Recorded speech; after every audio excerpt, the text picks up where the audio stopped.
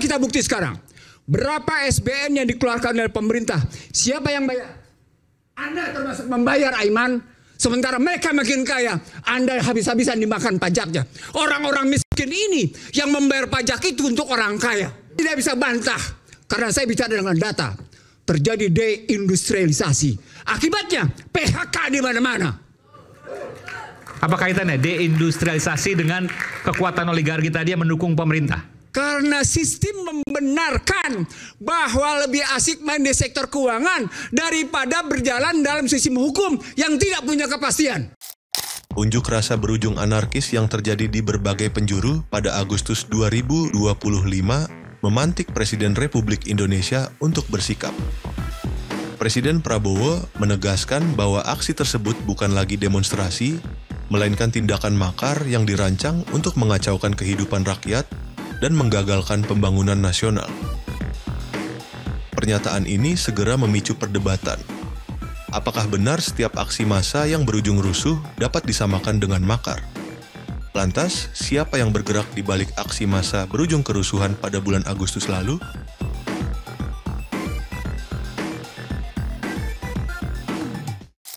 Apa yang bisa Anda sampaikan ketika kembali ke Undang-Undang 45, maka Presiden tidak dengan sangat mudah bisa dilengsarkan oleh DPR, Parlemen? Tergantung bagaimana sesungguhnya persyaratan yang kita buat dalam merujuk apa yang disebut dengan pertanggungjawaban pada peran MPR. Itu dibikin susun sedemikian rupa tentang bagaimana kita memperbaiki peranan MPR dan peranan DPR. Oke. Baik, itu kata kunci. Oke, baik. Satu lagi, yang kedua, paling penting sebentar. Sepanjang presidennya dalam model pasal 6 ayat 2 yang dihubungkan dengan pasal 4 bahwa dia adalah pemegang kekuasaan tertinggi dalam menjalankan pemerintahan, dia cuma menjadi orang kaki tangan oligarki ekonomi. Fakta. Dan itu terjadi sekarang. Terjadi. Harus diakui. Kalimatnya siapa? Kalimat Ahok. Jokowi Dodo tidak bisa menjadi presiden tanpa dukungan para pengembang. Pengembang? Oh iya, omongan Ahok jelas. Apa kalimat Aguan? Apa kalimat Aguan? Kami harus menyelamatkan muka presiden. Hei, ayo,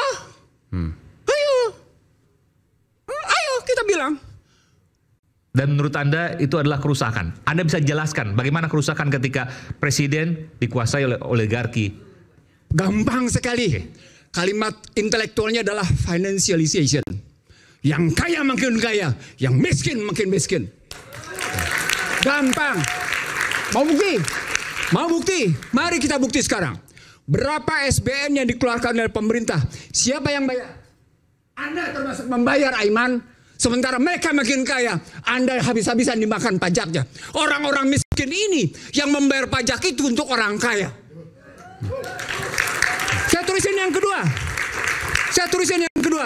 Dan Anda tidak bisa bantah, karena saya bicara dengan data. Terjadi deindustrialisasi. Akibatnya PHK di mana-mana. Apa kaitannya deindustrialisasi dengan kekuatan oligarki tadi yang mendukung pemerintah? Karena sistem membenarkan bahwa lebih asik main di sektor keuangan daripada berjalan dalam sistem hukum yang tidak punya kepastian. Mereka mendapatkan karpet merah. Dan itu kemudian hukumnya bisa dibeli. Itulah wujudnya koalisi menjadi alat kekuasaan. Tuh, kayak gitu. Itulah Jadi yang disebut oleh Buniani tadi, itu bagian dari proses pembuktian itu. Ada yang ketiga, Iman. Ada yang ketiga. Yang Anda tidak bisa bantah. Bahkan masyarakat Indonesia tidak bisa bantah. Apa itu? Sticky Gini rasio.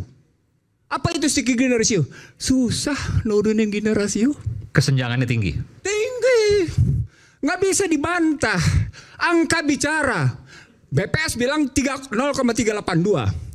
Teman-teman Ibu Bogor 0,42, 0,44. Makanya gaduh terus. Sebentar, Anda dengan berbicara seperti ini seolah Anda mengatakan ini dilakukan yang paling parah oleh Pak Jokowi dong? Karena Jokowi... Jawab dulu pertanyaan saya, betul nggak? Enggak. Oke. Jokowi melanjutkan kebijakan SBY. Oligarki juga. Dan kemudian memperdalam. Di situ saya lihat kecerdasan Joko Widodo memperdalam kerusakan itu. Memperdalam kerusakan. Iya. Cerdas dong. Dia perdalam kok. Dan dia sudah disediakan oleh undang-undangnya sebelumnya.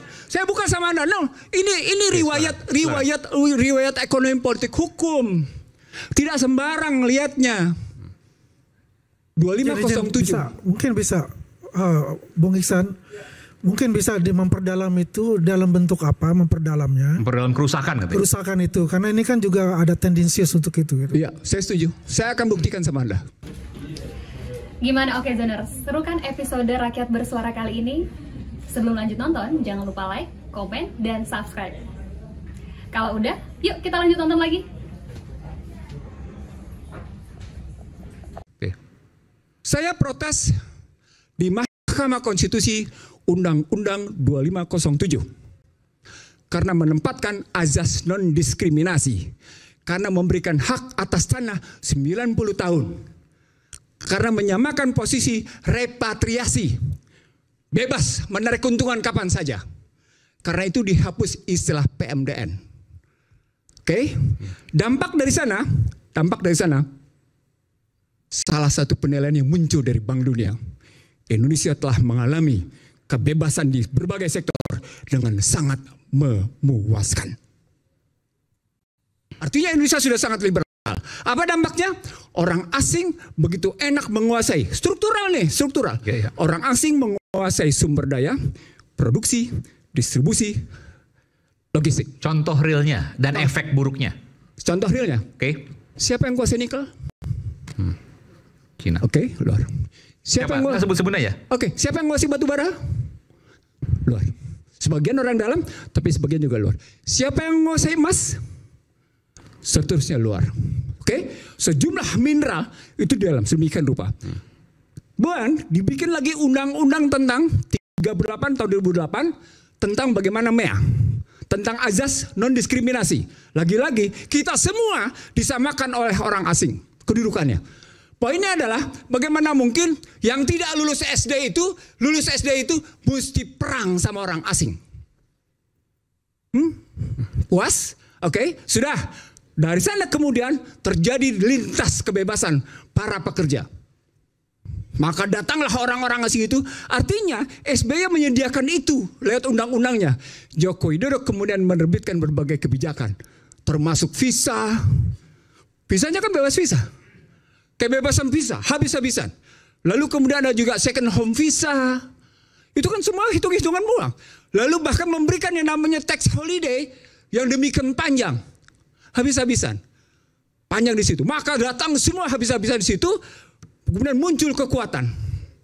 Dengan menyebut bahwa kita butuh investasi asing. Dan karenanya kita mesti tetap berjalan. Dalam konstruksi ekonomi politik. Ketika ada presiden dan timnya ngebangun seperti itu, maka dampaknya adalah negeri ini menyediakan diri untuk diinvasi. Negeri ini menyediakan diri untuk diintervensi. Negeri ini menyediakan diri untuk diinfiltrasi. Negeri ini menyediakan diri untuk yang namanya diintimidasi. Negeri ini menyediakan diri untuk diindoktrinasi. Ujungnya apa? Inflasi. Ketika inflasi terjadi, Anda takut dengan yang namanya suku bunga. Akibatnya apa? Seperti kejadian hari ini. Nilai tukar 16.450. Data saya menunjukkan selama 60 tahun, 40 tahun terakhir, datuhnya itu begini. Dolar. Rupiah. Iya, rupiah maksudnya terhadap dolar. Dolar. Habis. Sangat curam. Curam sekali. Apa artinya? Artinya ketika dia berhubungan dengan fiskal, dengan utang, kakeru-keruan. Nah, di situ orang melihat bandingan antara, saya jawab Yandi, bandingan antara utang yang diciptakan di era SBY dengan utang yang diciptakan di era Joko Widodo. Dari situ orang kemudian melihat berapa sesungguhnya manfaat yang muncul atas 5 indikator. 1. Tingkat kemiskinan. 2. Tingkat pengangguran. 3. Gini rasio. 4. Tingkat pendidikan. 5. Tingkat kesehatan. Diukur 5-5-nya. Dan jawabannya? Negatif. Negatif. Tidak juga membaik. Anak kelihatannya hebat. Seorang di sini mungkin rata-rata yang punya namanya gaji rata-rata 4 juta. Tapi jangan salah.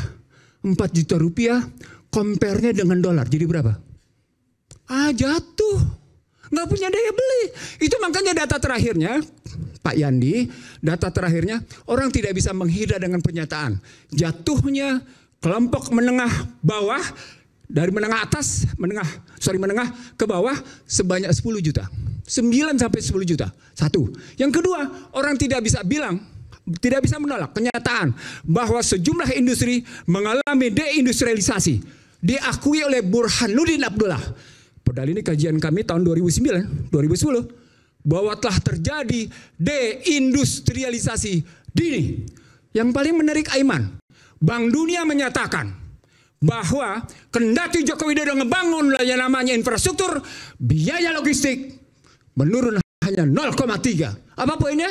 Sri Mulyani bilang, iya, kita tidak bisa bersaing dengan negara tetangga soal biaya logistik. What's the point? Tidak ada artinya pembangunannya namanya infrastruktur kalau logistik tidak bisa bersaing. Indikator berikutnya, PMI per hari ini bahkan indeks keyakinan konsumen menurun. Nah, poinnya kalau bicara tadi balik ke geng, saya bilang tadi nih, ini bukan soal geng dalam pengertian negatif. Geng bisa jadi dalam pengertian kelompok. Nah, sekarang pertanyaan, ini kan posisinya kalau dibalikin begini, Prabowo sedang melanjutkan apa? Kan dibalik pernyataan geng itu adalah Prabowo sedang melanjutkan apa? Kalau memang kita ketahui di era SBY kayak gitu, di era Jokowi dulu kayak gitu, orang bertanya, Prabowo mau kemana nih? Kenapa begini? Dalam ilmu kebijakan namanya ada dua. Apa yang discontinuing, apa yang continuing. Apa yang diputus tidak berlanjut, apa yang berlanjut. Nah, ketika orang-orang Joko Widodo kemudian duduk lagi dalam kabinet, namanya berlanjut. Nah, berlanjutnya apa? Berlanjutlah muncul hak undang-undang cipta kerja yang ternyata tidak menciptakan kerja. Muncullah undang-undang IKN yang kemudian tidak berdaya apa-apa, itu IKN. Muncullah undang-undang kesehatan yang membuat rakyat Indonesia sesungguhnya tidak punya kedaulatan dalam kesehatan. Artinya harus ada perubahan radikal. Beda pengertian perubahan yang kita lakukan secara baik-baik dengan perubahan radikal. Saya semalam menyatakan di sebuah TV, sama seperti pernyataan tadi teman-teman Komisi 11 terhadap yang namanya Purbaya Yudi Sadewa. Diperlukan pemikiran outbox karena situasi sekarang bukan situasi yang kemarin. Situasi sekarang adalah perang hybrid, perang totalitas. Maka ketika dia hadapi dengan business as usual, biasa-biasa saja, dia tidak akan menyelesaikan masalah. Nah, itu kalau kita mau ambil ke situ. Lalu kalau rakyat mau bersuara tentang ini, maka dengar rakyat. Kenapa kemudian malah naikin pajak 12%? Masalah, kenapa kemudian malah mengurangi transfer ke daerah dari 25%, dari 27 sampai 29, turun dia menjadi 25, turun dia sekarang menjadi 20%. Berat. Padahal namanya, tahu nggak? Hari ini berita apa? Sejumlah hotel dan restoran terancam tertutup karena transfer ke daerah makin berkurang, sehingga tidak berdaya. Apa poinnya? Salah alokasi, misallocation. Dampaknya tidak melahirkan stabilisasi. Dampaknya tidak ada rasa keadilan. Artinya yang Anda bicara tentang radikal, perbaiki dulu model berpikir fiskalnya, perbaiki dulu model berpikir moneternya, baru bicara ekonomi sosialnya. Karena dampak dari fiskal dan moneter itu adalah seperti yang kita bahas ini sekarang. Baru kita masuk ke dalam sistem politik. Berdampingan dia mikirnya mestinya. Begitu, Aiman. Oke, baik.